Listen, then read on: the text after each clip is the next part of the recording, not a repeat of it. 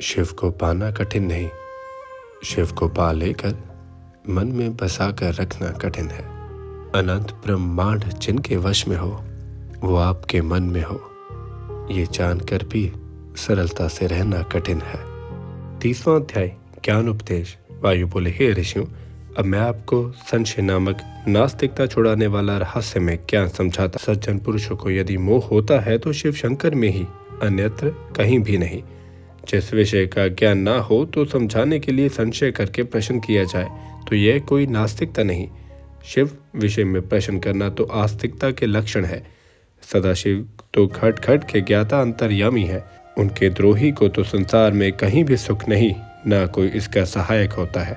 हम लोग परमात्मा की साकार मूर्ति द्वारा निराकार परमात्मा के मूर्ति स्वरूप का ध्यान कर सकते हैं, किंतु पहले निराकार ध्यान में नहीं आ सकता। इसी कारण शिव प्रतिमा साकार शिव स्वरूप है। उसे नित्य सत्य मानकर उसका पूजन आचरण ही फलदायक। इसी साधना द्वारा ही भक्त अपने लक्ष्य पर पहुंच जाता है। ध्यान द्वारा ईश्वर को साक्षात्कार होता है। ध्यान तो मूर्ति का सहज है। उस मूर्ति में चेतन स्वरूप परमात्मा व्यापक है। वही परमात्मा ध्यान से दर्शन देते हैं। शुद्ध भावना मूर्ति में होना आवश्यक है। इसीलिए शिव मूर्ति बनाकर उसकी आराधना विशेष भक्ति से करनी चाहिए। वही आराधना ही परमात्मा का होना बोध कराती है। पूजन को सांसारिक निंदा नहीं प्राप्त होती। आत्मा की मुक्ति भक्ति के लिए शिव तत्व का ज्ञान आवश्यक है। सांसारिक भोग तो कर्मों द्वारा होते हैं।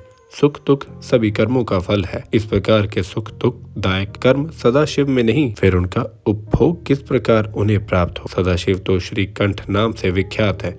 वे तो विश्व की लीला में ही विराजमान है। इंद्रियों का निग्रह करना ज्ञान से होता है। उसी ज्ञान से शरीर स्थिर होता है। भक्ति द्वारा सिद्धियां प्राप्त होती हैं। आराधना द्वारा दैहिक साहस वृद्धि पाता है। अपराधी को दंड दान परम नीति है।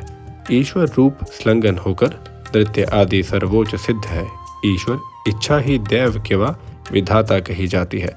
वेदों की आज्ञा पर चलना अनुशासन है। उसी के अनुसार कार्य करना ही श्रेष्ठ पुरुषों का लक्षण है। उसके विपरीत कर्म करना वाला असाधु है। भला बुरा प्राप्त होना तो दैव वश है। सबसे हिल मिलकर सबका कल्याण चिंतन यह ईश्वर विधान है। किसी भी काम को धैर्य द्वारा ना करना ही लोक निंदा है। जिस प्रकार बिना सिले कपड़ों से शरीर ढांप लेने वाला लोगों से निंदित होता है, सिले कपड़ों से नहीं। पक्षपात करना अन्याय है।